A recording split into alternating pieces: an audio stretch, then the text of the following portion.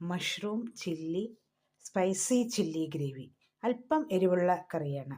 അപ്പോൾ ഇതിന് വേണ്ടി ഒരു 200-250 ഗ്രാം മഷ്റൂം നല്ലോണം കഴുകി ഈ ഇതിൽ അരിഞ്ഞു വെച്ചിട്ടുണ്ട്. അതിന് വഴറ്റാൻ വേണ്ടുന്നത് ഒരു 3 സവോള, വലിയ സവോള, ചെറുതാണെങ്കിൽ ഒരു 4-5 ആവാം.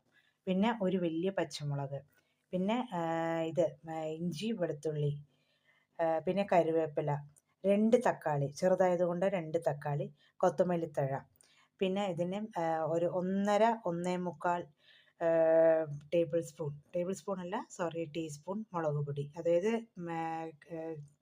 കശ്മീരി ചില്ലിയും ഓർഡിനറി മുളക് പൊടിയും ചേർന്നത് കളറിന് വേണ്ടിയിട്ടാണ്. ഒരു 2.5 ടീസ്പൂൺ വന്നിട്ട് മല്ലിപ്പൊടി. ഗരം മസാല ഏകദേശം ഇതിന് 1 സ്പൂണോളം ഫുള്ളായിട്ട്.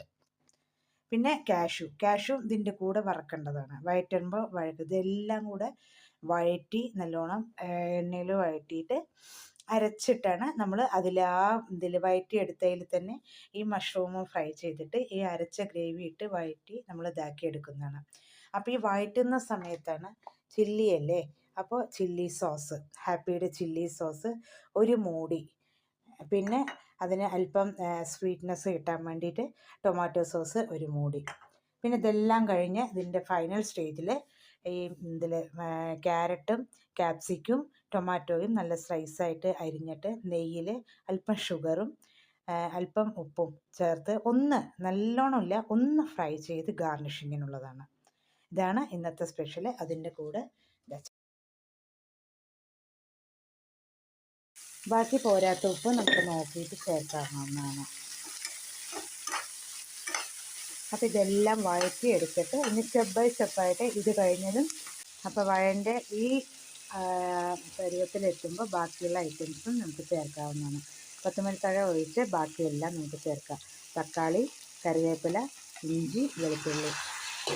അപ്പോൾ ഒരു 1/2 ടീസ്പൂൺ മഞ്ഞൾപ്പൊടി,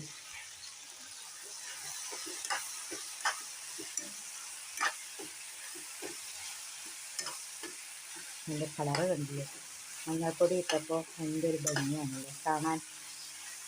പിന്നെ ഈ സ്റ്റേജിൽ നമ്മൾ ഈ മസാലാസ് അങ്ങോട്ട് ഒഴിക്കുക.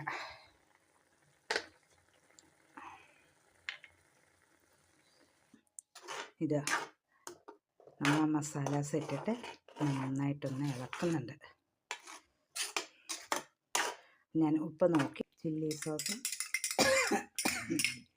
ടൊമാറ്റോ സോസും ഒഴിക്കാം. മഷ്റൂം വെന്തിട്ടുണ്ട്. അപ്പോൾ